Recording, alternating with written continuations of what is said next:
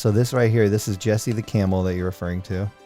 So that's his, what would you call it? His superpower or his kind of personal trait? It's just the value. It's a value, in his character that has helped him be, successful, right? Beautiful. Yeah.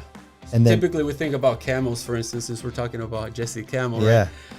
Us like they take on long journeys and long treks through the desert, very difficult circumstances, but you rarely hear of a camel passing out. Hey everyone, you're watching the Lively Charleston Podcast.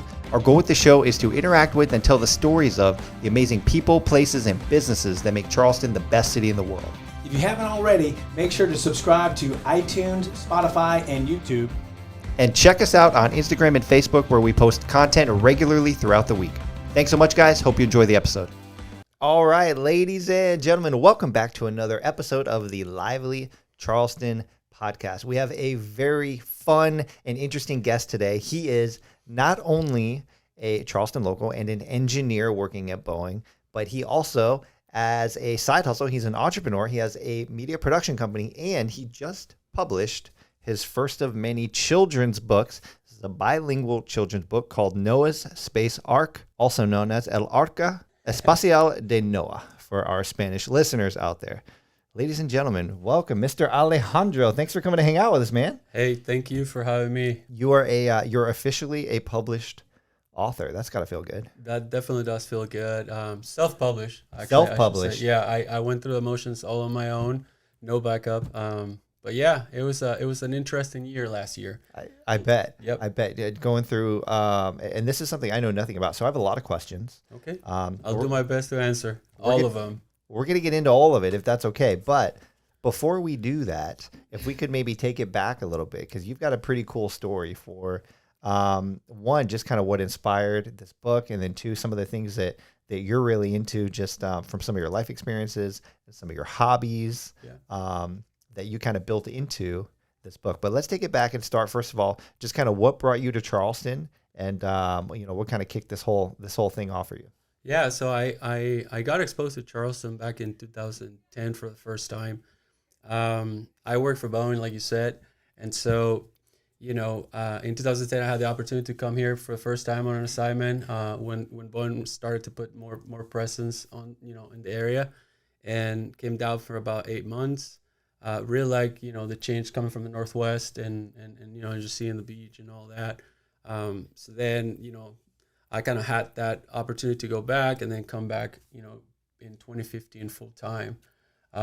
So I kind of rooted here since 2015, and I met my wife here in Charleston. Oh, you did? Yes. Okay. Yeah, she's not a native from the Charleston area, but she's been living here for about a little bit over 10 years, I think. None of us are at this point. Yeah. There's only like 10 natives, and everybody else is from somewhere else. Yeah, that's definitely true. So anyways, so I've been here since 2015, and okay. I bounced around in the North Charleston area, Somerville area a little bit, but that's kind of where I'm rooted at. When I came in 2010, I did live in Denton Island way before it was what it is today. Yeah. It's changed a lot. Yes, and it's been a fun ride. Definitely enjoyed a lot of the areas, cool spaces and Charleston's amazing. Yeah, right? Charleston's amazing. Everybody, no matter where you come from, everyone universally agrees Charleston's unique. Yeah, right. There's a lot. It's a charming town. Yep. Right? I agree. What? So how'd you meet your wife? I don't know if I should say that on camera. No, I mean, we met in 2007. You said here in Charleston, right? Yeah. Okay. Yeah. Social. Okay. I guess I'll just say, through like online, right? Like set up. I was new in town, and I was trying to like get out and meet people, force myself into meeting people. Yeah. It's not easy to just like go out by yourself, and just start approaching people at random. They might think that you're a little weird. And so, I met her online, and we kind of like. That's the way of the world now. Yeah, exactly. I mean, like 70% of relationships. I was definitely a pioneer on that front. Like maybe 6-7 years ago. Yeah. So, very cool. But yeah, I mean, we met up, and kind of like I said, after we saw each other, we kind of like hit it off, and we just started like dating very soon after, I guess. Love it. Yeah, exploring around town and just enjoying. Love it. Beautiful. Okay, so you moved to Charleston. You had a job, met your wife, and so now you're on a whole new adventure. You're across the country. You're doing your thing, and then you started your side business here as well, right? Correct. Okay. Yes. So that actually unfolded not very long ago. I've always had a passion for, production, media creation, and just like kind of like this artsy side of me that, is opposite, semi-opposite in a way of engineering. The engineering field that I chose actually is industrial engineering, which is not necessarily like a hard science, like mechanical or space necessarily. It's very process based. So a lot of the stuff that we do is improving processes in most any field, either, whether it is inside of a factory, within production, or outside, on a bank, or, doctors, making anything that currently exists and has a process as efficient as it could be, right? And so, I think that like I chose that because, from a personal stand, that's kind of how I like to run my life. I always strive to improve and to continue to, get better every day. And so, from that perspective, I try to pull onto that creative side of me to come up with solutions and things that make things better, really. So I think engineering is probably it's a great field of work for your personality. Yep, definitely. So problem solving to my core. And entrepreneur, honestly, that's really all it is just solving problems as fast as you can and on to the next. Yep. So that makes a lot of sense. How you got here? It's innate of my personality for sure. Yeah. It's funny. My fiance, it's great for business, but not great for relationships. Because my fiance does not love when I try to solve her problems. But they can probably talk. My wife and your fiance can definitely talk. Yeah, about they probably that. have something in common. Yeah, fair enough. We won't talk about that too much. Okay, so you had a media production company, and then you had a really interesting experience personally that kind of inspired you to make some changes and really want to make an impact on the world. Yep, that is correct. And so right when I moved to Seattle after college from Florida, right, in 2007, I kind of got settled there, and within a month I started to feel kind of funny. And so, it was a pretty big life-changing, event for me. It turned out that what I thought at 26, feeling like I was invincible and not able to get sick for any reason, right, ended up being that I had a blood infection and that's kind of like sit on my heart, which I had a heart condition, since I was born, that I carry over with, throughout my life, but I never had really any issues, with it. And so once I got sick, basically, I kind of like dragged it along because I thought that it was going to be one of those things where it's like, oh, it's just a cold, that is not like cured. I come from a warm weather climate, I moved to the Northwest where it's like chilly all the time, even when they call it warm. And so, I kind of like carried over for way too long until one day, it was just like really, really bad. And one of my coworkers, who I call my guardian angel now, basically convinced me to go to the ER and check myself in to like figure it out, right? Because I was just like on my way back to home and try to slip it off. And so, after a lot of tries, he finally convinced me. I went in and they basically told me that, I needed to stay overnight to, stay on observation or whatever, that they were going to schedule a meeting for, not a meeting, a test for the next day, just to kind of like get a more in-depth test. And they wanted to have me on observation overnight. And so it ended up being that, I had this open heart surgery, kind of like emergency, right? Like from one day, the next day, they got me out of the test, and they said, you have to go in for, open heart surgery, basically. I mean, I was kind of like loopy from, the anesthesia for the procedure before. And so, my parents being abroad, in Venezuela, like everybody had to rush into Washington State. And so, it was a pretty traumatic time for me for about, 3 to 4 months where, I was recovering from this, and then that quickly made me realize that like life is not a granted thing, right? Yep. Every second that we get really is, precious, and every moment that we live is really something that we should treat as such, right? I mean, you never know what's going to happen, the next second. I could be sitting here doing the podcast, and then I can come out, and you never know, right? Yep. And so that really put a sense of urgency in my life, in my personal life, to try to go after life harder than I had been, right? I was kind of like skimming through life, just doing what I needed to do, enjoying it, right? But not necessarily with any sense of urgency. After that moment, I truly like push on the throttle to live life, right? Just experiencing things, just doing things, getting out of my comfort zone, et cetera, et cetera. Fast forward, I don't know, from on 2020 when I had my son, and that same thought was like, wow, I'm a father now, and I really don't know if I'm gonna ever get to see him graduate from high school, college, get married, become a man, which is what I want to do, right? Obviously that's what every father's dream or every parent dream is, and so with that mindset, I kind of like wanted to have something tangible that could inspire him and maybe guide him, with some lessons that I wanted to pass on to him, right? So being that he was a baby, I can't really have a lot of conversations with him too much into this level of depth, right? So I decided to write the book, and then one thing led to another, and through talking it out with friends and coworkers and what and so forth, we ended up developing the book and trying to reach out to more than just my son, but like really every child out there, and everybody that might need a little push to get kickstarted through my story and through what I'm trying to do with my own son. I love it. And I'll say my favorite thing about the book is the title. I think it's such a cool title, how you add, you obviously combine the Noah's Ark concept with the animals, Yep. but then you move them out into space. Yep. And then kind of, blend those two concepts. I think that's such a cool way Yeah, to do it. and I'll tell you a little bit about that if you want, right? Please. So like my son's name is Noah, and so obviously it fits, right? Noah's Space Ark. Originally the concept was just to do Noah's Ark because of the whole concept of like having the animals relate a lesson, right? And then just they're going into the ark. As I looked into that, I was like, well, that's in the past, right? Like we're trying to do the future, and I really want to embrace the fact that we want to make our future generations better, right? And so we're currently on the verge of starting pretty heavy space exploration, as probably most people know by now, hopefully.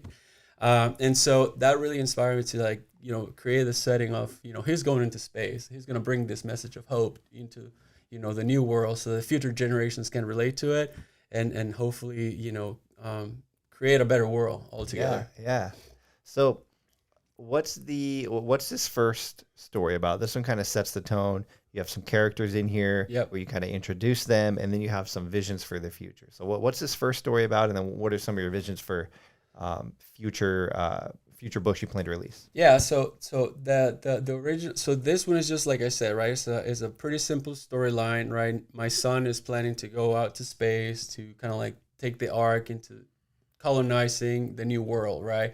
And with him is bringing this like lessons that came from me in my journal through my journey, that he took on and kind of like studied so that he could have the strength and the bravery to carry on this mission, right? And then once he gets there, it's like every dream that you have, it's a wish of hope, right? Like you can accomplish by just following this guidance that I gave you. The idea fully developed, right, is to, spin off out of each lesson that we have in the book that is inspired by by animal character, which is inspired by a virtual mentor that I've taken over the years, right, that drove those lessons into my personal life, which has helped me to become who I am today, a much better version than myself, than in the past, to allow that lesson to unfold into another book that shows why that lesson is important and how that lesson benefited the animal to be successful, right? So, for instance, we have a story or a lesson about being perseverant in life, which is inspired by, a mentor of mine, Jesse Itzler, and which says, be perseverant like Jesse the camel. And so the idea will be to release a book, a follow-on book about the story that the camel undertook to by being perseverant, how he succeeded through that journey of his. I love it. Yeah. So this right here, this is Jesse the camel that you're referring to. And so that's his what would you call it? His superpower or his Yeah, kind of personal trait? It's just the value. It's a value, in his character that has helped him be, successful, right? Beautiful. Yeah. And then, typically we think about camels, for instance, since we're talking about Jesse Camel, yeah. right? As like they take on long journeys and long treks through the desert, very difficult circumstances. But you rarely hear of a camel passing out. They might take a little break here and there, right? But they just keep going on through the whole trek. Going. Yeah. And so that's kind of like the idea for each character. Each character has a trait, value, lesson, however you want to call it, that has made them that. And so I want to create stories around that to come up with other books that also give more context to children on how that characteristic or value or attribute will help them, ultimately to become better.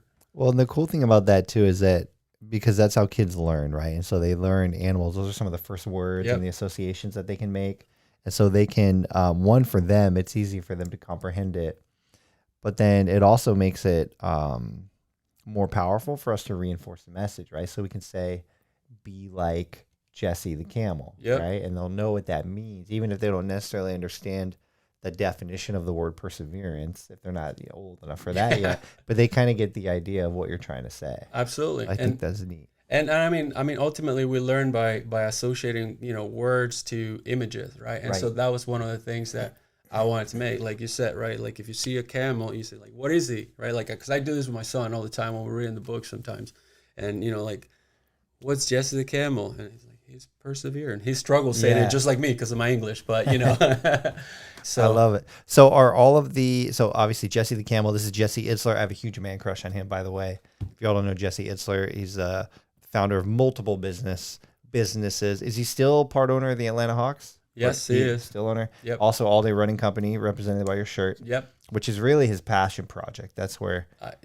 100%. I think that's where he's pouring a lot of his energy nowadays. He's a guy who he made tons and tons of money from other things, and now I think is more just kind of giving back to the world and doing the things that he really enjoys doing. Yep. He's definitely doing his thing. He's the man. Are all of the characters in the book representative of someone that you look up to or have looked up to in the past? Yeah, and so it's a kind of a combination of like, people that aren't necessarily famous mentors and people in my life, right? So like, for instance, the elephant, right, is represented, Vicky the elephant is represented by my sister, right, who really truly love, our family and just gives up anything for our family.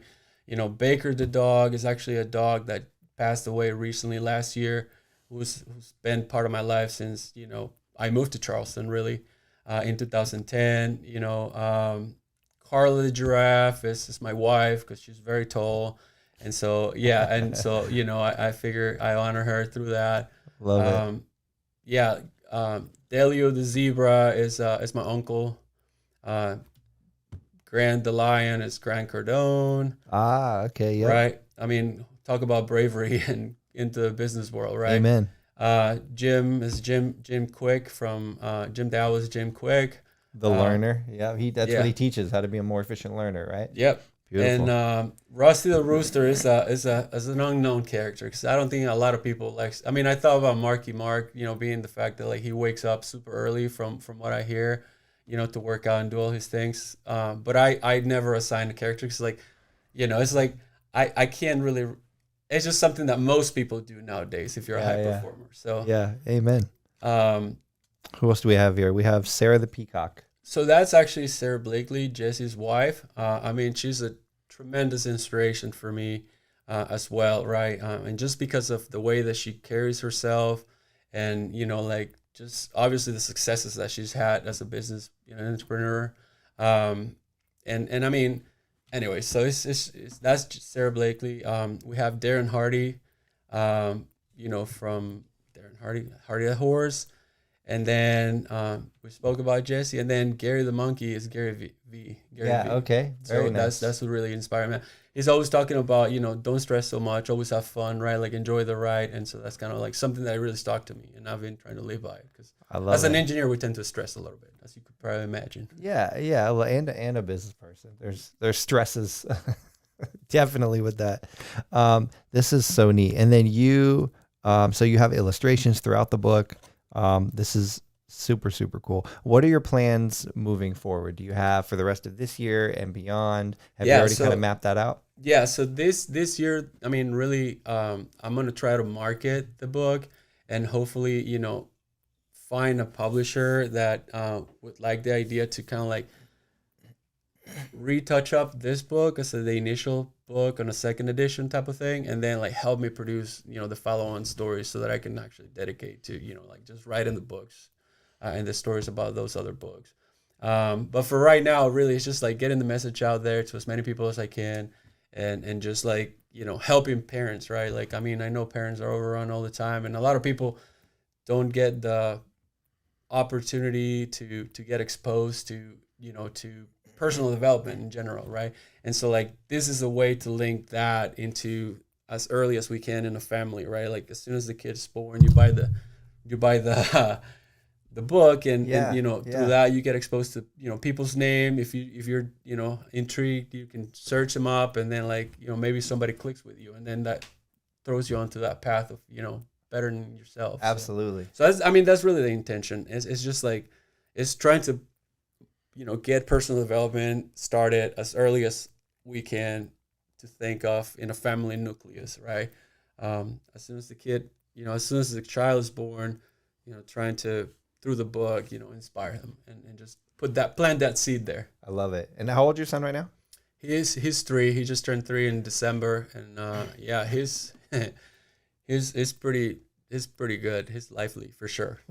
He's got a lot of energy. Yep, he definitely does. We've been reading books to him, all throughout his entire life, and so like he has a pretty extensive vocabulary from all the stuff that we read to him. So I'm starting to have those conversations now, and he's responding pretty well. He's like, let me see if I remember. He's like Jim the Owl. Is that right? Yeah. Jim Quick the Owl. Yep. He's definitely, he loves his books. He's in a dinosaur phase right now. So he's all dinosaurs. Strong face. Yep. And every boy needs a dinosaur face. We're actually on Saturday, we're going to the Jurassic World thing in Charleston, North Charleston Coliseum. So definitely excited to see his face. Yeah, very cool. When he sees the dinosaur's life and all of that. So he's 3. Do you have a vision for him and this book was written for obviously children around his age, right? 6 and under. Do you have a vision for as he grows older to incorporate him more into what you're developing and then maybe start to create material for kids that are older? Yes, actually. So there's a lot of ideas that I have in regards to how I want to unfold this. Maybe, I want to do like maybe, take the book into a video series for like YouTube, right? Yeah.